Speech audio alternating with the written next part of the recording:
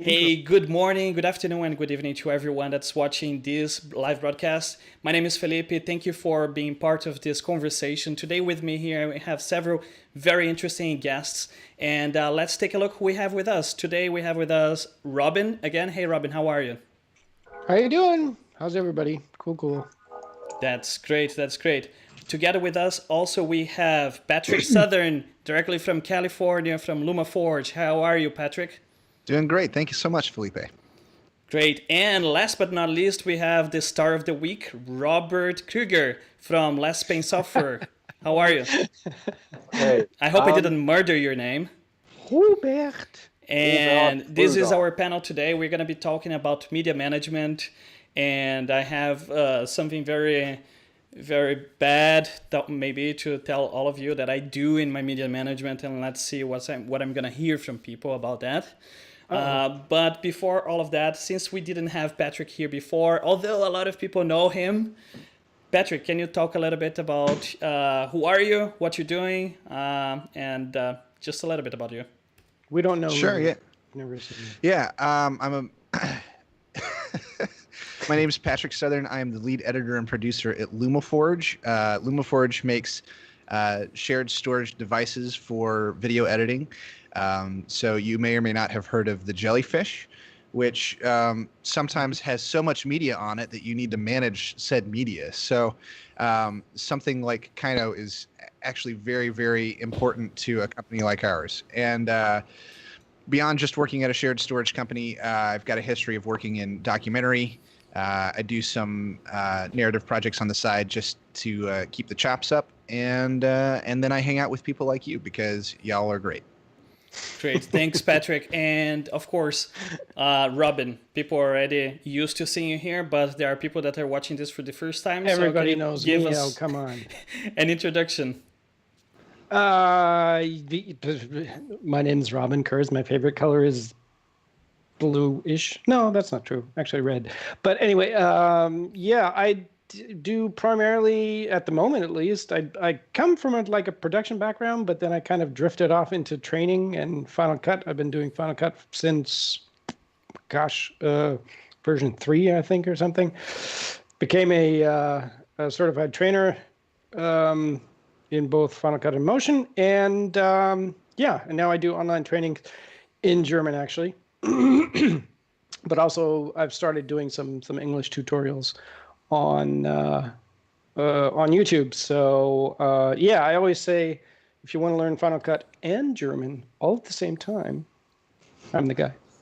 Great, thank you. And by the way, my camera setup is really precarious here, so I hope it doesn't fall over. I just noticed it kind of wobbles when I hit my table. Great. So from the four of us here, we have two of us produces some sort of tool that other creators are going to use. So we have Patrick Southern at LumaForge. They make servers, storage servers, shared storage servers. And we have Robert that makes a software called KYNO. Now, KYNO goes hand in hand together with anyone that is dealing with a lot of media. And who better to know that than guys that work with shared storage. So that's actually a very interesting combination that we have here. But Robert, just a quick introduction, because I know that you've said that 100 times so far, and we're not going to concentrate so much on what KYNO is. We're going to concentrate on what it does live here. But tell us just a little bit of what we can expect from KYNO. So an introduction first about myself, or Yes. do we just want to start with KYNO? Yeah, so you introduce you don't yourself really care and then about who I am. No, introduce yourself and then we dive into the subject. KYNO and then we're good. Yeah. All right. Yeah, my name is Robert Kruger. I'm co-founder and one of the managing partners of Less Pain Software, the makers of KYNO. I have a software background, so I'm not a filmmaker turned software developer. It's just the other way around. Before starting KYNO, I've had I don't know, probably a 15-year background building systems like cloud-based media management systems for corporations. Then I accidentally fell in love with filmmaking, not professionally, just independent stuff, sending stuff to festivals, and then I got hooked and looked at the workflow side of things, the software side of things, and then it looked like, oh, I cannot say stuff. We needed a lot of help. The beep. Yeah, and then we started to try to fix that with KYNO. So that's my personal background. We've brought KYNO on the market 2.5 years ago, and since then, I'm mostly the guy you see in front of the cameras advocating for KYNO use, explaining KYNO out there, talking to other great people in the industry, learning a lot of stuff, and trying to make KYNO, each KYNO version that we launch, a better tool for filmmakers. That's more or less it. And talking about versions, you just recently, just this week on Monday, you launched version 1.6 that brings in quite a few new features to KYNO. Can you just comment about like 2 or 3 highlights of those features before we dive into it? Yeah, sure.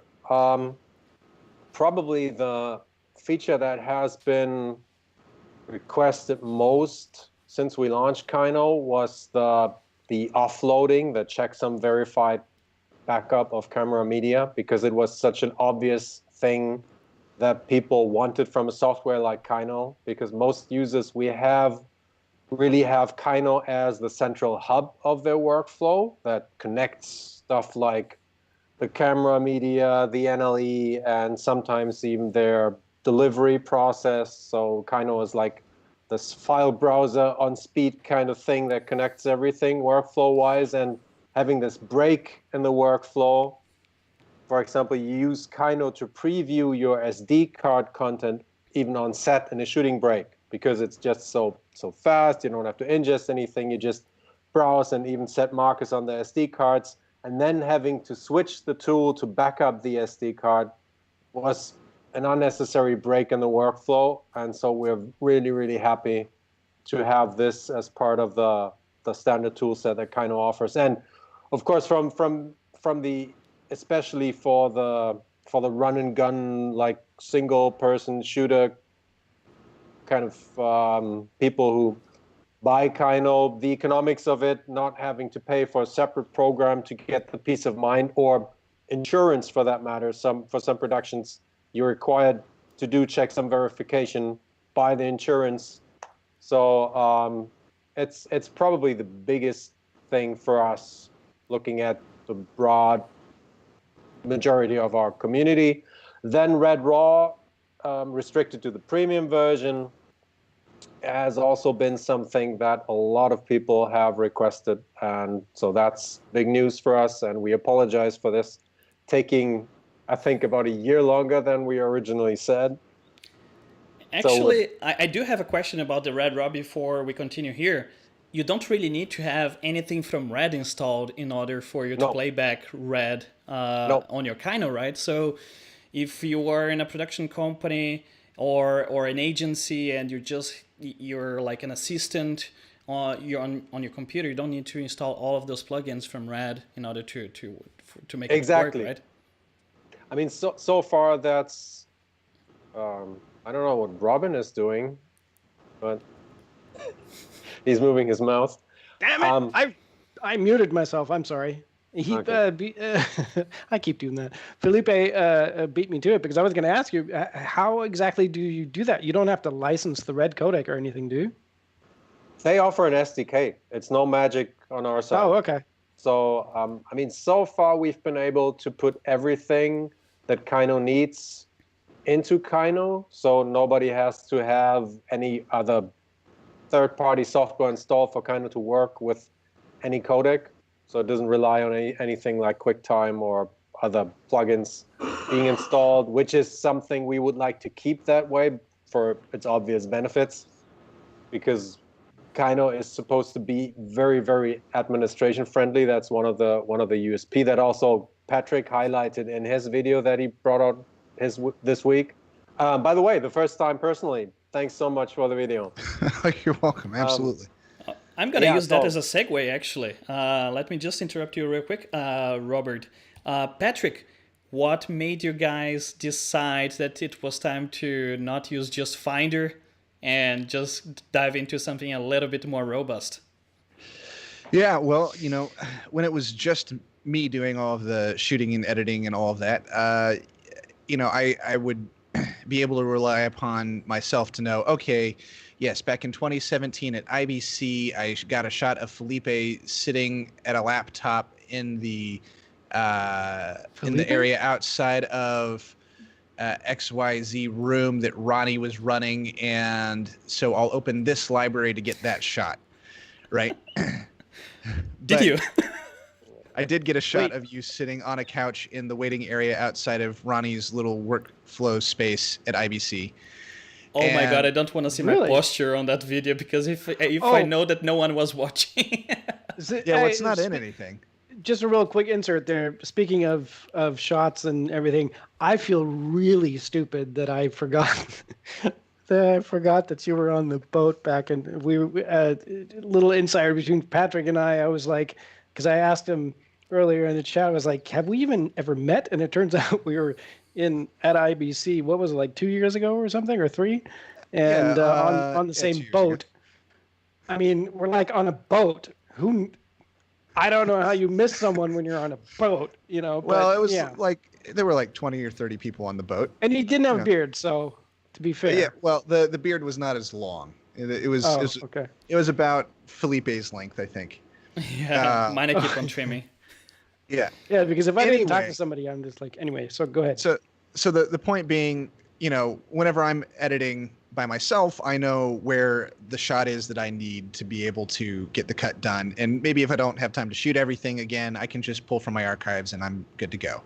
But as soon as we added one other person, then all of a sudden me consistently telling them which library to go to, which event to go to, which keyword collection to look in to find that one shot became extremely inefficient, because I needed to be working on the stuff I was working on. They needed to be working on what they were working on. And for me to essentially become their browser didn't make any sense. So we actually went through a process of testing 5 different MAMs before landing on using KYNO for our own personal uses. And just very briefly, the two really big reasons why we did it was, number one, ease of use with a jellyfish. Like for us, the fact that we don't have to set up a switch, the fact that we don't have to set up a separate computer as the server for the MAM, the fact that we're able to literally download KYNO on 2 different machines and immediately start tagging, and we can immediately see each other's tags, and we can immediately see the list of other tags that people have used to this point and can autofill those tags, is like insanely amazing for us. And then the second thing is, every other system that we worked with had like ridiculous bugs that did not make it easy to use. And so, I mean, there are others that also were more expensive, like a CatDB or something like that, that if we had spent the 3 weeks integrating, we might have been able to get it to work the way that we wanted to, but also we needed to get editing. So KYNO allowed us to do that. And we were able to get the metadata that we wanted into KYNO as quickly as we wanted, and we were able to get it into Final Cut as quickly as we wanted. So now, classically speaking, a MAM has a certain, we have a certain expectations of what we're gonna have with the MAM, and right. So much that we have to go through discovery, what it is that the company or the group is looking for, and then you're gonna look at all the features that the MAM has, and then we're gonna start aligning the expectations, and then you go into several weeks of implementation and having everything done. And then in the very end, you start training your people how to use the MAM. And that, generally speaking, adds a lot of work, extra work, that an editor or an assistant editor would have to do, that they are not right. doing today. And it's very interesting that you have decided to go for KYNO. That, Robert, you say, well, the concept of a MAM is very loose, and you don't really call it a MAM, right? So where I'm getting with this is, it's an interesting concept that we are changing what it is that we're expecting out of a MAM, out of a media asset management, And did in any case, I'm gonna just stay here one second more with Patrick before we go into with Robert. Patrick, did it add a lot to your workflow? What you had to do in order to get KYNO in it? I mean, that's a great question. So a thing that I think version 1.6 does that makes so much sense is because you've got the verified copy. Now don't need like a Hedge or a Shotput Pro to do your ingest, right? So if you're going to do your ingest through KYNO anyway, you're already there and you can immediately start logging. And because of the fact that we don't just use Final Cut, we also have to do testing with Premiere and with Resolve. We literally can do any tagging that we would have done in the NLE in KYNO as soon as we've copied the footage over, and can immediately take it from KYNO and bring it into Final Cut, or from KYNO bring it into Premiere. And because things like subclips pass over into Final Cut as ranged keywords, or they pass into Premiere as markers with duration, all of the logging that you do will pass into almost anything that you're working with. So, it's just a matter of changing where you do the logging. There's not any additional time. It's just where are we spending the time to log things. Okay, great. Robert, now, do you have a chance to show us a little bit of KYNO? Yeah, sure. The only thing I wanted to comment on was this discussion about MAM or not MAM, because the only thing I want to say is that why is that such an important question? Probably because it's a concept that's being tossed around by everyone, and everyone got used to the concept as badly defined as it is. Why don't people focus on that's my workflow, those are my requirements, does the tool do the job? And that was I don't know if you saw the chat I had with Richard. That was exactly how KYNO came about. It was not, oh, we're going to do a MAM. It was, we looked at the process that you have as a filmmaker, and we tried to put all those tools that we would like to have under one consistent and easy to use user interface into that one application, to not have any breaks in the process. And then the result was KYNO, and we never for a minute thought about how to label it. Is it now a MAM? Is it not a MAM? That's something that came from the outside. It is a good tool for people, for content producers, ranging from run and gun single person shooter to broadcasters. We have verified that with thousands of people in 55 countries in the past 2.5 years.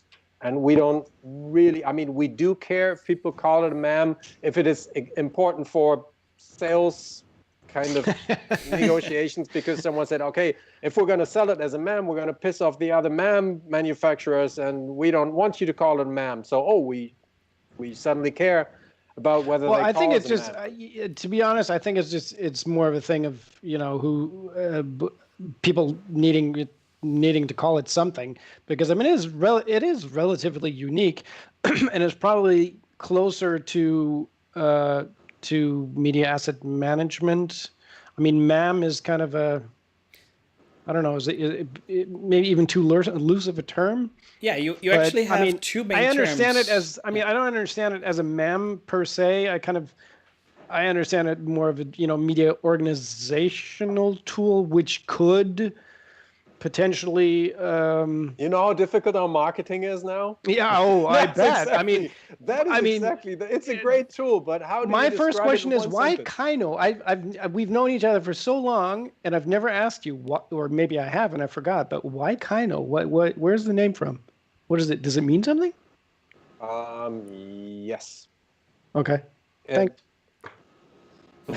Do you want to go ahead and say? It's a word that's very similar in a lot of languages in Europe, but it's just not why. It's key.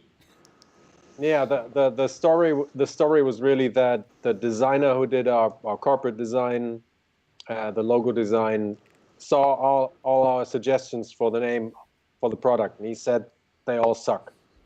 I don't like. I mean, we just asked him to give his personal ranking as one of, I don't know, 20 people we asked, and he said just nothing in there that doesn't suck. Why don't you just call it KYNO? And and we said, KYNO, why KYNO? Yeah, well, it's like Kino, that's the KINO, that's the German word for cinema. And then the Y just looks much better. Look how this, with the Y in there, you can make a great logo, and that's how it came about. And then that's funny. That's the answer I actually came up with myself. I was like, that probably has something to do with KYNO. So it's scaring how smart you are sometimes. Cool. Now, we have heard about KYNO a lot. A lot this week. And but we haven't seen a lot of it. We haven't seen version 1.6. I mean, Patrick made a quick video about it, and it's a great video, Patrick, by the way, very beautifully shot. So congratulations to your production team there. Are you a producer, maybe? Maybe. Just maybe. Do you edit? And basically, I would like us to do a little bit of a deeper dive and see a little bit of what we can do with KYNO, because, like you said, why are people calling it a mem? I mean, there are historical reasons why the name mem and dem exist. And I think you guys did absolutely the right way, which was to not look at what everyone else is doing and looking at actually what are the problems and how we can solve those problems. And I think that's why you guys are such a hybrid in a lot of ways, and people feel the need to put a label on it. What are you? What is that software? Is it an ingest software? Is it a mem? Is it a dem? Is it a finder on steroids? So now we're curious. I have the version 1.6 here. At some point I might be sharing my screen and showing a couple of the things, how I do it, but it would be great to see the creator sharing its creation. Okay, then great. Then I'll just share my screen for a few minutes, and probably because we didn't finish that part, I'll just quickly go through the highlights of 1.6. Excellent. That would probably make sense. I don't think having a KYNO 101 kind of thing. No. We don't need to make this very long.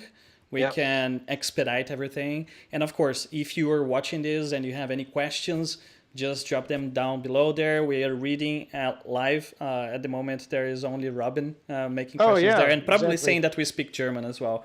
Which I said 50% German questions are allowed too. So 50% of us can understand German, so we can address those questions as well.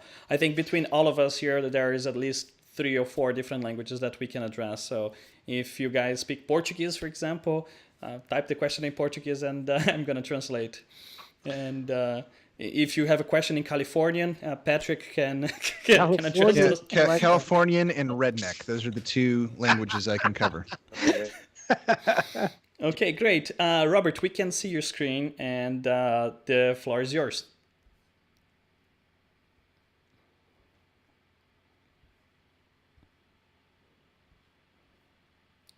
It would kill our call.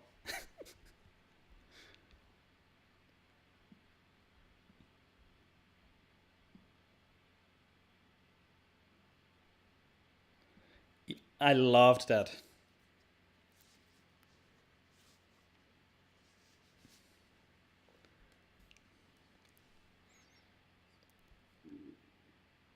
Other tools, and they don't handle that properly. So the fact that you have it implemented is another reason why, because we've got a huge library of red footage.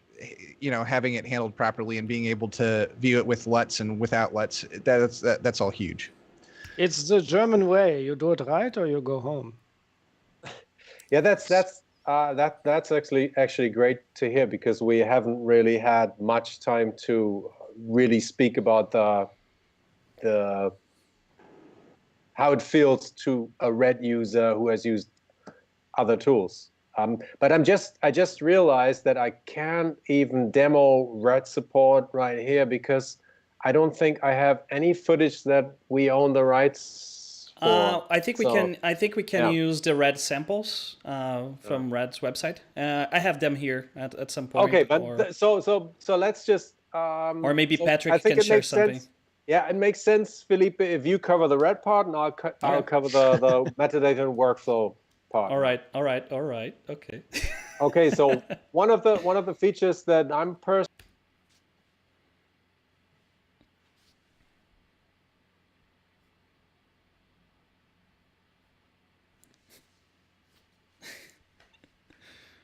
Do you have a lot of celebrities pinging you there?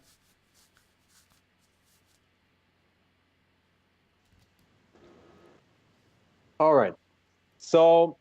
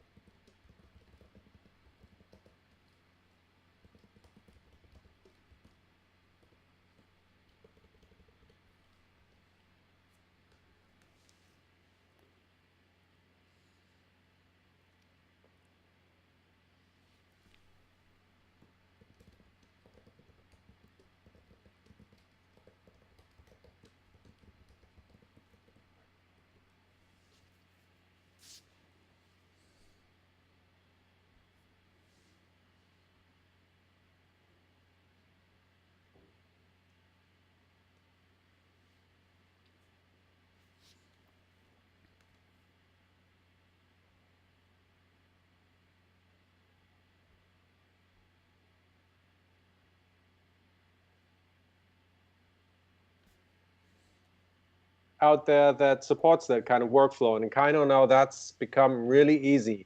If you just look at the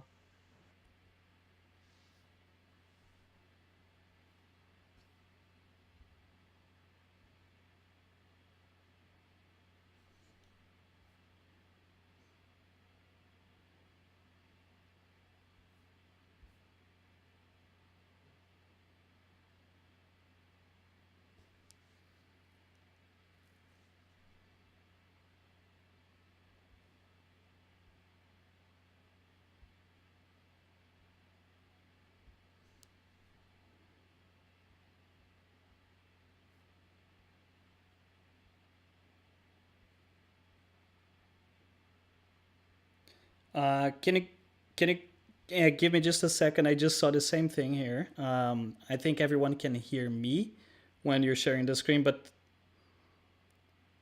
yeah, yeah. So give me just a quick second. I see here my voice. So thank you, Ambula. And by the way, yeah, thank you for watching. I'm just bringing in Robert's audio here, and it's a long name. Yeah, everyone in South America have very long names. And Robert, would you mind just doing a little bit again of just the part where you say that the import and export of the okay. So my audio yeah. works now? Yes, your audio is going through now. Yes. Okay, perfect. Well, so the motivation for the metadata import and export feature was that many production companies, big and small, work on several copies of the same footage. Say you give a copy of the footage to the director or production assistant on a removable drive so they can preview it or go through the dailies and make their markers and ratings and things like that.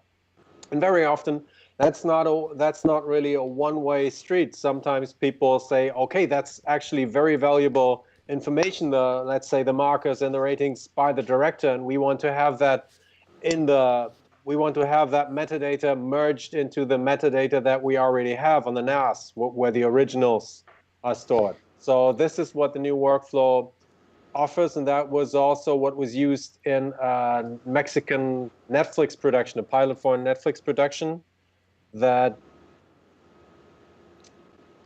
a guy called Jose Luis Tames. He's the maker of cinedigital.tv, the Mexican Spanish-speaking Spanish-speaking web platform for this kind of work. He also works as a workflow consultant for this Netflix series, and he was nice enough to use KYNO 1.6 as a pre-release version on this Netflix production, and he was the one pushing us to implement this feature as like the last minute thing that went into 1.6. And yeah, and he reported back that this was the perfect workflow for communication between the director and the editor in this project. And the process is actually very simple. You see here on the screen that you have all the metadata in the associated with the clips here.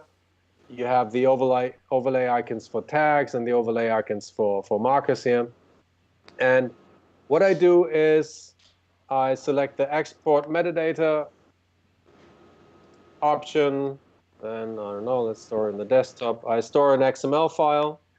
And now let's see, I have a second copy of the same folder structure down here. And you see by the overlay icons, there's nothing on this data set. And it's really easy now to apply this metadata to the second copy by just selecting import metadata. I'll select the XML file, which I could have received via email, for example. And yeah, it does some automatic matching of the files that are in the XML file. Quick question there, Robert. What is the requirement for this workflow to work? Is it matching file name? Is it matching file size? Is there what's the requirement right now for this to work? The automatic matching works based on file name and relative location. So if you have, which is I think the typical case, an identical folder structure, then we will reconnect like Final Cut does in their dialog. If you find one file and you know the other ones have the same relative position to that file, then we'll automatically connect the other ones as well. So that's very similar to the relink dialog in Final Cut. And another thing that's quite important down here are the different options for the import. So if you're paranoid about destroying data, then you could decide not to overwrite. You could merge. That would, if someone adds a marker, that would just add the marker to the existing metadata. You could always override to say, okay, the person delivering the data is always right, or you can do it based on modification date. So there are quite a few options to handle potential conflicts. And then you import this, and now you see all the metadata overlay icons appear here. And that's, I mean, I could have received this XML file via email or whatever. So this is technically a rather simple workflow, but for a lot of people we talk to, it opens a wide range of options, and we're quite excited about that feature. Another thing that was new in KYNO 1.6 was, of course, the offloading the verified copy part. So I have an SD card down here, and I can use this copy and verify menu entry, or I can use the Command Shift copy. What's really cool about that is yeah. Go ahead. No, yeah, we're both thinking the same thing again. No, yeah, I was just going to say that it's absolutely fantastic that you have so many keyboard shortcuts already assigned to very important parts of the software, and they are pretty logical in a lot of ways. Yeah, cool, great to hear. And I definitely encourage every KYNO user to make us aware of shortcuts that are missing. I think at least 50% of the shortcuts that are in there were the response to user feedback. So if there's something missing, then make us aware of that. And I can attest that every time that I sent feedback, I received an email like not very long after. Maybe in the same day, I received email back from you guys. So it's absolutely incredible. So it is for those people that care about, oh, what if I find a bug and then it's gonna take forever to get it fixed? If you send a report to these guys, they're reading and they're getting back to you. Yeah. But to be told, I'm sorry. Go ahead. No, I was just going to say, I think a bunch of, what was it? Hedge users are going to be a little ticked right now because, I mean, you even have like the dual. Is that? I mean, I haven't. I only checked out the one, but you can do the what is it? Multiple Checks location. Yeah. to multiple, just two or as Multiple many as you want. destinations. It's up to 4 in the premium version, but that's Wow. and the standard version it's one destination. So there may be hedge users who are still happy having decided for hedge, to be completely honest. And I mean, I'm not a fan of religious product wars. I think No, they're I don't different. mean that in a bad way either. No, I'm just saying- I'm not saying that you are going to start one. I just want to make that clear because that's an important thing and also a philosophy at Less Pain. I mean, there are so many approaches to so many different potential approaches to solving a problem, and every approach, not every approach, some are just brain dead, but every sensible approach has its merits, and there are definitely things where there will be cases where people will decide for hedge and they will have their reasons and it will be a good choice, and there will be people or workflows where it simply makes sense to do the offloading in KYNO because I do the rest of the stuff, and I think people can. That's the same for any software. I'm just That's the being same for any facetious. software. Don't mind me. You can have Keyflow Pro, you can have Hedge, you can have KYNO, you can have Merge X, for example, what you just said about merging metadata. You could be, if you're logging within Final Cut and people have different Final Cut libraries, you have Merge X to do exactly the same as what you're doing there. So, I mean, there are workflows and workflows. Softwares, I think it's a great thing that we have options of softwares to use. Yeah. Well, yeah, I was going to say for you to go ahead with your demo there. Yeah. So, I mean, this is a really, really simple, no BS approach to offloading. It's just this copy and verify, you select the destination. I mean, there are some naming things here that you have some control over the folder that is created, but that's essentially it. Now it has offloaded. In this case, since it was an incremental offload, because I did a similar demo not so long ago, it was so fast because it just does the increments. It just checks, in this case, the timestamps if I don't check this find and replace corrupted files options. So that is actually a thing that is very important for me as a filmmaker, because I am paranoid regarding deleting stuff on my SD cards. I hardly ever delete them, and then but I'm paranoid about backups. So 2 hours into the shooting break, I make a backup, and then I keep all the stuff on the SD card. Then I make the next backup, let's say 3 hours later, and then that process over days. And if I had to worry about which file I already backed up to have an efficient copy process, so it's incremental. That's very cool. Yeah, I didn't know that. It's incremental. So I have a question. You are the perfect person to answer that question then, because if you're saying that you don't like to format your SD cards and you made KYNO, here it is. My workflow. My workflow right now is I shoot, I plug in my SD card. I actually work on most of the metadata, if not all the metadata, with is still on the SD card before ever offloading to my computer. I actually do something that I rename files. I rename the files directly on the SD card, because if I ever need to go back to the SD card, the file names are the same. So,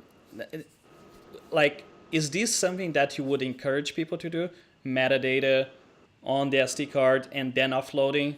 So when you're, for example, in my case, that means that all the 3 or 4 copies that I'm making of that SD card, all of them have metadata already. I don't need to go there and export metadata, import metadata, export metadata, import metadata. Yeah, that's a super interesting question. First of all, I'm always reluctant to making such recommendations with my professional background because people would rightfully say, "Hey, man, what professional production have you been a part of?" But That's why I said no, that. Tada! I rename. yeah. But the thing that makes me more confident speaking about this is 2.5 years ago we launched the product, and we have now experience with people working this way, many people working this way, and we haven't had a single bug report.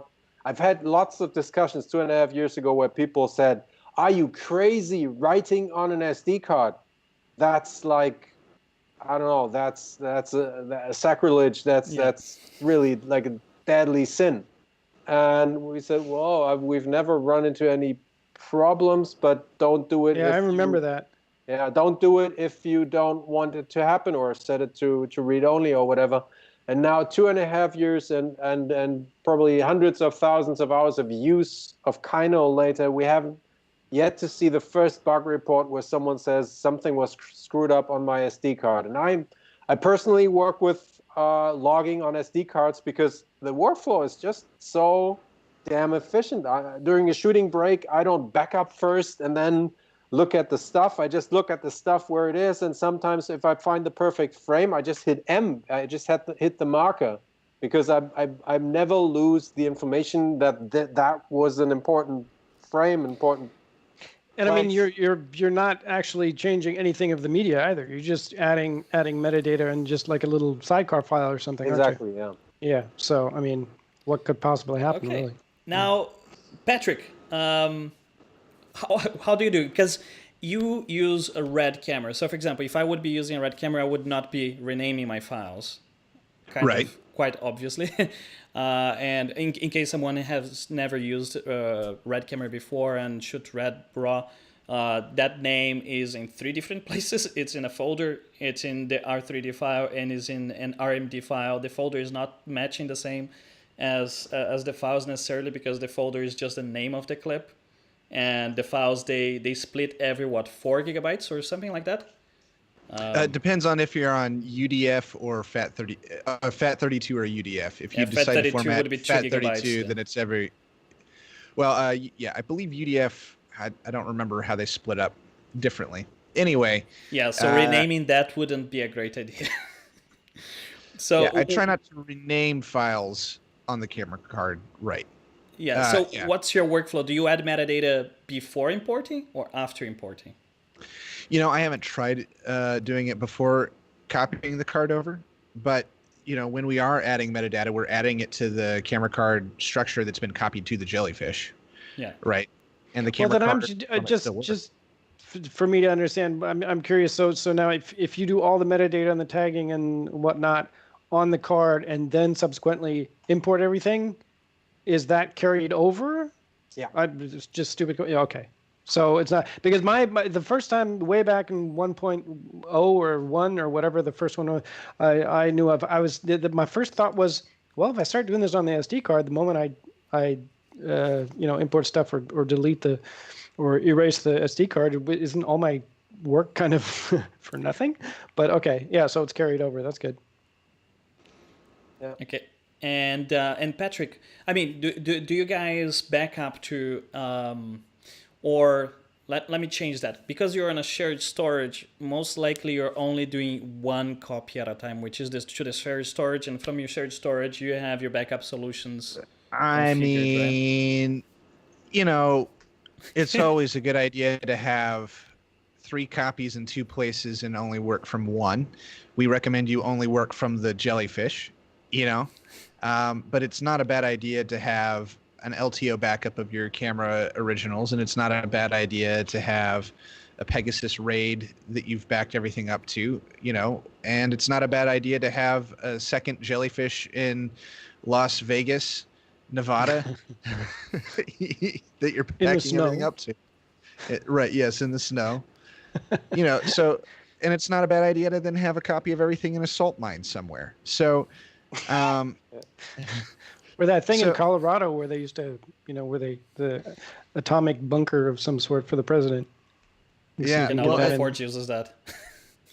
Well, but there are legitimately movie studios that will put a hard copy of every project they work on in a salt mine so that it doesn't um, uh, get Deteriorate. like some sort of fungus or something like that. Anyway, um, the point being, yeah, I'll back up more than to one item if I'm in the field, especially, and um, like when we did Faster Together last year, we copied to a local raid as well as a jellyfish. And then as soon as I could, I copied to a third source just because, on the drive back from Las Vegas to Los Angeles, if one car got into a wreck, then we lose, 3 days of shooting. So we want to have another copy of everything in another car and another copy in an airplane. So So in a lot of ways, it makes sense to add that metadata on the card. So once you're doing those copies, they are just going everywhere, and it's a lot less work later on, right? I mean, if you're wanting to preserve that metadata, you could do the metadata on the card, and then if something happens to one of the drives you copied to, then you could always copy from the card again to another source. So there is that as a potential benefit for sure. I haven't tried it personally because I didn't even know that I could until this conversation. Cool. So we actually have a question from one of our audience members, maybe the only one that's watching right now. Who knows? Her name is Yamila Alejandra Fernandez Colman. No, there's 7 people watching. Okay. So everyone is very quiet. It's very funny because every time that we are doing the broadcast, everyone is sitting very quiet and watching and not typing anything until we say something a little bit contradictory, and then the chat gets super alive. But the question goes, we're going to start with a project, and they gave us a post-production delivery guideline. And they ask, Amazon will need to see selects of shot footage for review. Amazon requires selects to be distributed by Media Silo. Selects that are uploaded to Media Silo should include a watermark. So the question is, does KYNO how could KYNO help with that workflow? No. With none of it, or just part of it? No. It's the full answer is the watermark part is what's missing right now, but that's I don't think we're disclosing 1.7 features yet, but there might be the possibility that the watermark problem is solved soon. So, yeah. Okay. What about the Are you Media under Silo? What about the Media Silo, the delivery, the shots, and etc. The rest of the question. Like, I mean, if you just forget about the watermark, what about the other parts of the workflow? I mean, regarding Media Silo, I honestly have to admit that I haven't really done anything with Media Silo, but since I've never even heard of it. Well, if Media Silo has a watch folder or a plugin, something that is installed on a computer, you could definitely do your transcodes to that, and it goes up on Media Silo. I haven't used it either. Yeah, sure. I mean, in KYNO Premium, we have a delivery function that whose sole purpose is that kind of workflow, and that currently supports as targets just a shared folder, or which could be the watch folder for any kind of system, or FTP, or in the enterprise extensions, even Aspera and File Catalyst file acceleration, transfer acceleration. So we should definitely take a look at that. If it's a relevant service in that space, we might be able to help out KYNO users pretty soon with an integration. So it would definitely align with our strategy for KYNO Premium. Yummy. So I would suggest dropping a line at their contact page on their website, which is lesspain.software. And maybe, who knows, he said there is a window there still for their 1.7 features that might or might not drop around NAB. We're going to see. And one question here for Patrick. Patrick, would you be able to share with us some of your red stuff there so we can take a look at how it looks on KYNO?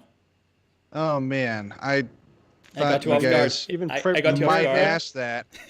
So just so you guys can see, this is the same shot in Red Cine X and inside of KYNO. Wow. And one of the things that I was mentioning earlier is the fact that I can change the resolution. So if I was having problems with playback, I can switch to 1/16 resolution, and now my playback speed I have no problems with. Or if I need to see pixel for pixel and really be able to zoom in there and not have any sort of loss or anything, then I've got the ability to do that, right? So, What machine are you on? That's frighteningly quick for 100%. oh, this is an iMac Pro. But okay. even on the Cheater. iMac, I have an iMac Cheater. here, and even on the iMac, the performance is surprisingly good. The other thing I wanted to show you real quick is that this is the original R3D, and this does not happen everywhere. I've got the ability to come in here, and let's just switch it to high contrast, and we'll make hard highlights. So you'll see my face is super saturated now. And if I go into KYNO, it doesn't look that way initially, but as soon as I start moving the playhead at all, it catches up and brings in the new output transform information straight into KYNO. So it reads the sidecar. It reads the sidecar. So Ah. I had originally thought, oh man, well, what if I want to be able to change my exposure or something like that, right? Well, here, let's switch it to 800. How do I do that? I just drag. Okay, so I switch it to 800, and then, oh, that's the wrong place. Then I go into KYNO, and then all of a sudden, I've got the 800 ISO change automatically made. So I don't actually have to, some of the other stuff that we worked with, it has to generate transcoded proxies of the red footage, so you can't quickly and easily make changes to color that will then be reflected. In fact, here, let me go back here. I'm just going to go back to Robert was making some surprise faces there. I didn't even know that we could do that. Yeah. I wasn't aware of that. I have to. I mean, that's great. I'm not the person doing the heavy lifting inside of KYNO. I mean, this is hardcore stuff. All the player thing, the SDK integrations, and all the damn technology professionals. stack that we built ourselves. So I wasn't even aware of the fact that we could do that. Well, so Patrick is teaching you something a little bit about KYNO there. Yeah, well, and that's again another one of the reasons we decided we needed to go with KYNO was because we have a huge red library. Now, a lot of people accuse us of being red fanboys. We do also shoot Blackmagic Ursa Mini Pro, but we do have like at least half of our stuff is red, and so being the fact that we've got like almost half of everything being red, the fact that I can play red back immediately, I don't have to transcode and I don't have to lock myself into a single sort of color. I can, use whatever image pipeline I want and, whatever settings I want inside of Red Cine X, and that gets reflected here is pretty outstanding. And we've also got like a number of clips here. Let me see if I can find one of my other favorite things. Edit Bay A. We'll do a drill down. And yeah, the drill down is awesome because you don't need to have it active all the time. You go there, Command Shift D, on and off, and makes finding things so easy. Yes, it does. So right now everything's being indexed in this folder. Here's a shot that is a good example. This is a shot that was shot without IPP2. But I do have the ability to come in here and I can select, go to Final Cut, go to the IPP2 cubes, and we'll do high contrast, very soft size. It applies that LUT immediately, and I can start playing back with the LUT. And as soon as I hop out of that clip and hop back in, where did it go? Here we go. The LUT remains with it, right? So it's not just like a one-time LUT sort of a thing. Anywhere I go in KYNO is going to preview the clip with the LUT. So the fact that I don't have to look at the log version of the footage all of the time, right? So I'll go back to none. This is what we were looking at out of the camera. And we had set, because we were working with a Red Raven, it doesn't shoot IPP2 automatically. You have to change that in post-production. But if I don't want to take the time to go into Red Cine X and do all of that, I literally can just say, all right, well, in that case, I'm going to just apply a LUT so that I can normalize the footage and take a look at it. And that's not just red footage. That's red, that's airy, that's black magic, any sort of log footage that you have. If you've got the LUT to transform from log to 709, you can preview in 709 inside of KYNO, which I have not seen done in any other MAM that we've tested. Maybe I didn't know where to find it, but it was very easy Never to heard find of it here. either. Yeah. And the thing that you didn't mention yet, which is especially in such a case where you have a whole rush with similar settings, a real game changer is that you can apply the LUT in a batch, which you're probably Yes. just going to So- show. So that's, Yeah, I've got a couple of clips here. I can right click and then I can go to camera LUT and I can say these are all going to be Rec 709 medium contrast. And now you'll see that it's right now applying the LUT to the thumbnails. So not only is so it cool. being applied to the footage, right? So now I can actually go into the shot and the LUT is applied, but it's also applied at the thumbnail level, Very cool. which to me is extremely helpul because I mean, as much as I like shooting. Can I insert a little semi-off topic question, Patrick or anyone? Sure. Do you think Apple's gonna add sidecar files to ProRes RAW in future versions? Would kind of make sense, wouldn't it? Oh dear God, I hope so. Yeah, yeah. I'd like to go on the record to say add a friggin' sidecar file. So. But then even last week or whenever that was, I went so far to claim that I believe that for its first anniversary, Apple just may open the license up at NAB, which would be pretty cool because I'd be there and I could party on. Yes. Cool. It would be pretty cool if they did that. Is there anything else that is worth checking out on the red side of KYNO, Patrick? On the red side of KYNO, I mean, I think it's pretty. It's pretty straightforward, right? The fact that I can switch what resolution I'm watching in, I can make changes inside of Red CineX. You know, if I want to, if for some reason on my actually machine, go the other way around too. So if you apply any, well, no, you can't. You can't do any like ISO changes or whatnot. no. In KYNO, can you? No. not in KYNO, but you could in like Final Cut or in Resolve or anywhere else that you've got those sorts of controls. But you know, KYNO is not a color grading software. It's right. No, I was just thinking. I was just trying to think of if there's anything that KYNO does that would apply to the sidecar file, but there isn't. So, yeah. But I do like the fact that if you know, the Red CineX, not Red Cine, if the Red RAW files aren't playing back well on my computer, or I need to even deliver like a batch of these clips to somebody that doesn't have Red capabilities or whatever, I can simply come in here. And I mean, this is already something that's decently well known. The transcoder, decently. My God. Yeah, I can transcode it to whatever codec I need to. Not only And that, actually, you can customize all of them too. Right. Yeah. The whole and- transcoding and proxy workflow thing, that in itself is just worth it. Yeah, well, and I also like this little thing right here that's at the bottom, which can deliver to Frame.io. And I can select my folder. Oh, you have the Frame.io option there. Yeah. Yeah. So, Yeah, for the I- first That's right. I time, was going to ask about that. So I can select an entire range of clips and I can start my delivery and it'll send my clips to Frame.io. And I've actually already done that with a number of clips and it works quite well. so just stepping back a little bit here. What that feature is doing is you're transcoding first, so you're not sending the originals to Frame.io, and then once it's transcoded, it's uploading, correct?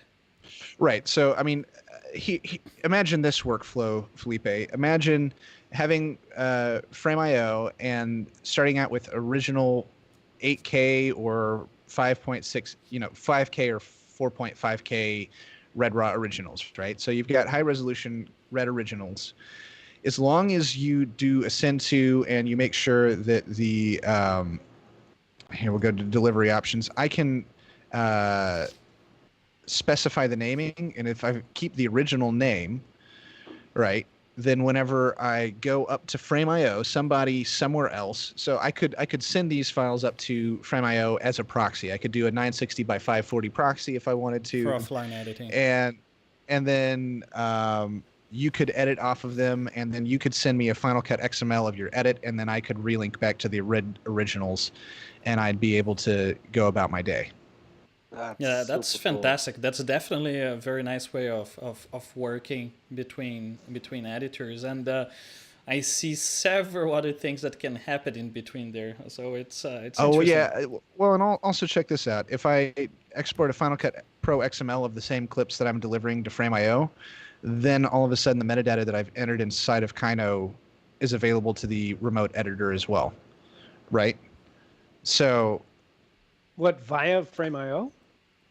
that's what I'm No. saying. Yeah. Really? Yeah, you can store Final Cut Pro and Premiere XML in Frame.io.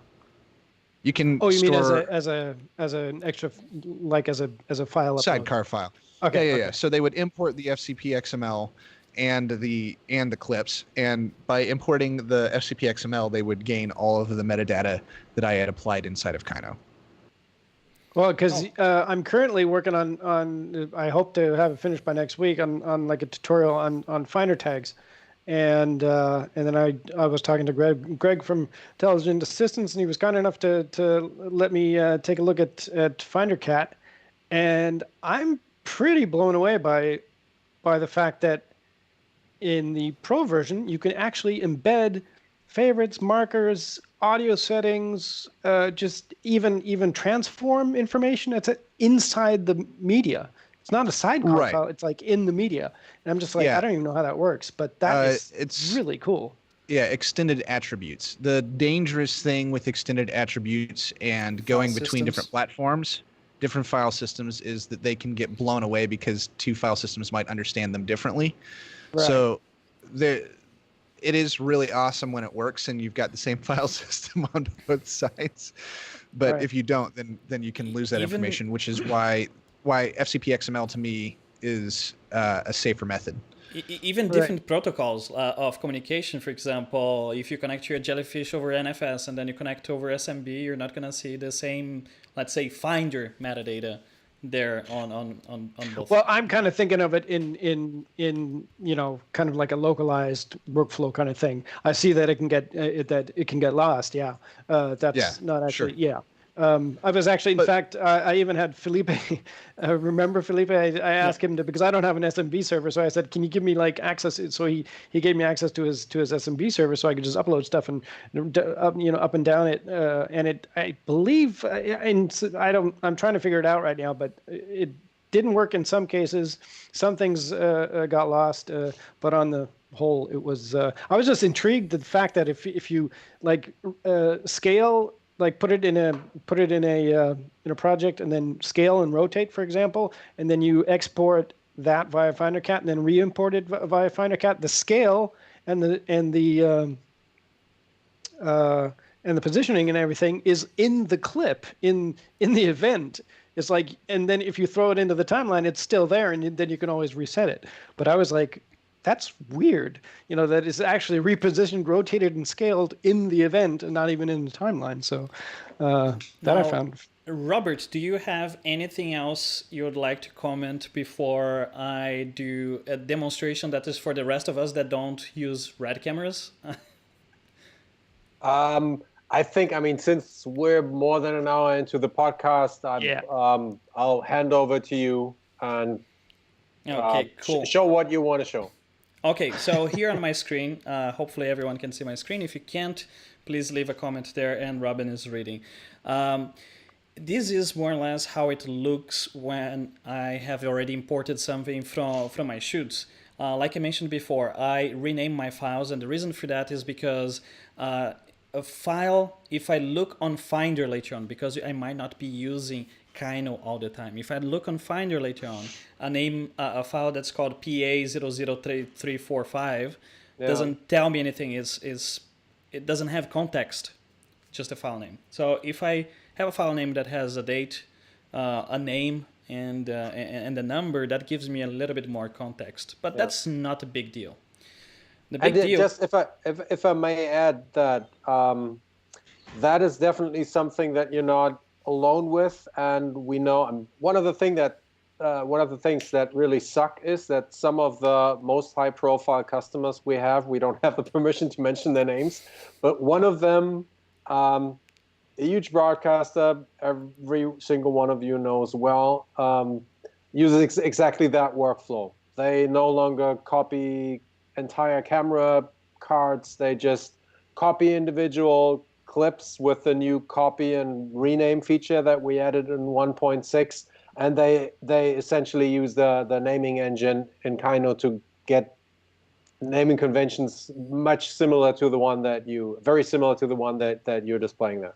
Yeah, and this is helpful because let's say that you have an organization with 100 people.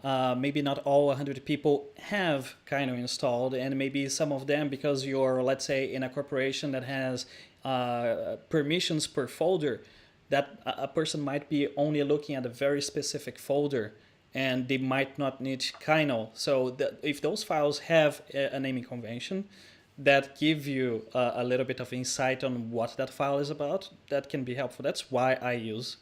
Now, going back here, all of these fields that we are seeing here, description, reel, scene, angle, tags, they all translate to Final Cut Pro 10, for example, and they map perfectly. And the description goes into the notes. Now, what I've done here is, since I don't shoot raw, there is several information that you have available from a raw file that you don't have available from a compressed file. For example, it's difficult for you to know what was the color profile that you shot, what was the aperture settings, the shutter angle, the ISO, the white balance. All of those things are difficult for you to know. So those are all the information that I add on my description field. What that means for me later on is that I actually can search within KYNO or within Final Cut for very specific pieces of information, such as if I would just type here 10-bit on the search, I'm only going to see the files that are 10-bit. If I put here 8-bit, I am going to see all the files that are 8-bit. If I would have recorded HLG, I would see, actually I have some HLG clips there. I have HLG. This is a very good way to use metadata to find stuff. And for those that are shooting on compressed video formats, this can be really helpful. So this is just one tiny little small, just because we've gone over an hour here. But that's pretty much it. Well, do you guys have anything else that you'd like to add before we say goodbye? I just have to add, I've always secretly admired KYNO, even though I unfortunately have not been able to really put it through its paces because I've been not doing any mentionable. At the university that you teach, you get a lot of students maybe using the same media or something like that, no? Yeah, but that's a little bit different story. But sell it. Oh, believe you me, I've been asking you to sell it to the universities, dude. I've told you, and and they have like a budget lock at the moment, but it's definitely on the list. I mean, it's hilarious too, because whenever they always come to me and they're like, oh, we still have like monies. What should we do? And I was like, well, you could maybe this, maybe that, and they're like, okay, and then just take the whole list, and I'm just like, what? Yeah, I love when that happens. Actually, that's like end of fiscal year. Suddenly you have that money that you have to spend, otherwise it just disappears, and then boom, there goes your list. And jellyfish is on that list too. But right now they're just, anyway, long story. We'll talk at NAB. I just want to say I really want to put it through its paces eventually, and I'm really it's a really nice, great update, and I'm intrigued to see some of that red stuff too. I definitely have to remember that. And just in closing, I would just want to ask Patrick, has anything changed as far as speakers for Faster Together, or is it going to stay the way it is anyway, or are you planning on possibly as opposed to a 3-day event? So we've got significantly reduced number of speakers, which may seem disappointing at the outset, but we are also going to have extremely amazing speakers, and the event itself should be a lot of fun. We are also going to have like an expo and workflow area out in the hall, so you'll be able to like play with different plugins and pieces of software and computers and Cool. yeah. So there's going to be a lot of fun stuff at Faster Together this year. It's going to be bigger than it's ever been in its scope, but also it's going to be a lot smaller in terms of the number of hours. Cool. So I mean, it's going to be a lot. whoever is going What? to NAB should definitely check out your Faster Together, which is on the 9th of April, isn't it? 9th of April. That's right. And it'll be over at the Rio Hotel. And we'll have more details at fastertogether.com as they become available. Awesome. Very cool. Thank you. What about you, Robert? Are you going to be at NAB, and what do you want to say for this beautiful audience that we have here? First of all, yes, I'm definitely going to be at NAB, and we will announce in what way we will be present as a company or as a product, because that's not, the plans have not been finalized yet.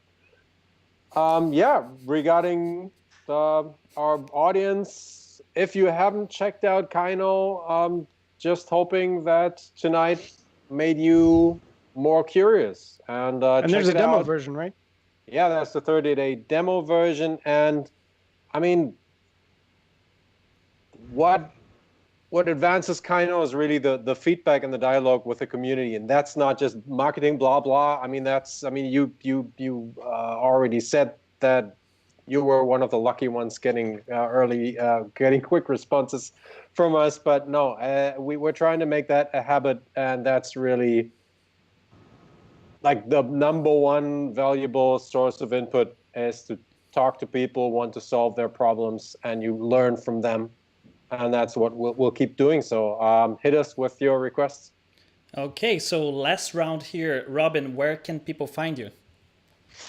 At the moment on YouTube, Post Professionals Robin S. Kurz. I unfortunately still don't have a a personalized URL for my channel, because the only things that will allow me to do are really stupid. So I'm trying to figure out what I'm going to do about that. Otherwise just floating around the internet, I guess. And just give me the thumbs up and the sub and everything for my channel. And I'm trying to, like I said, do a lot more English content, but at this point still mainly German content. All Final Cut and Motion. Oh God, which so many people have wanted to see, and I just haven't gotten around to. So yeah. That's me. Cool. I also have a lot of requests for motion content in Portuguese. So I think motion is being really something that people are really curious about. And it's an essential tool when it comes to Final Cut. And ironically, when I got into training, I actually got into training because I wanted to do motion training, because there was nothing. This was even before Mark, or just kind of in the beginnings of Ripple training. And in German, there's nothing to begin with. I mean, there's absolutely zero. And I know that in many other languages, there isn't anything. And it's a complex app, but it's just really cool. And it's an essential tool for any Final Cut user, really, even just knowing the basics. So I'm going to try and do like a, kind of a basic intro, just come up with, some small workflows that are, important to anyone using Final Cut. But all right, anyway, yeah. all right. What about you, Patrick? Where can people find you? Well, they can find me at lumaforge.com, or you can check us out youtube.com/c/lumaforge. We're doing a lot of video content these days, and did the video about why we switched to KYNO personally. Came out yesterday, and then today we launched, if you haven't seen it yet, Apple's presentation at Lossy Pug back in January is now live on our YouTube channel as well. I just got that email. Cool. And what about you, Robert? Where can people find you if they want to get in touch with you? The easiest thing is lesspain.software. The website of the company, and that will redirect you to the KYNO page, and you'll find all the contact us links. And yeah, I think that makes most sense. My personal Twitter handle, people will find out if they just Google, but I think the most important thing is the product. I don't tweet much, so focus on lesspain.software. Okay, all right. Gentlemen, thank you very much for participating. Everyone that has stayed here with us watching, and if you're watching in the future, thank you very much for taking a look at this video. If you like this type of content, please subscribe to the channel, give a like, share, comment, and I guess I see you in the next one. See you. Thank you, Patrick. Thank you, Robin. And thank you, Thanks, Robert. Fergus. Thank you, guys. Bye-bye. Cheers.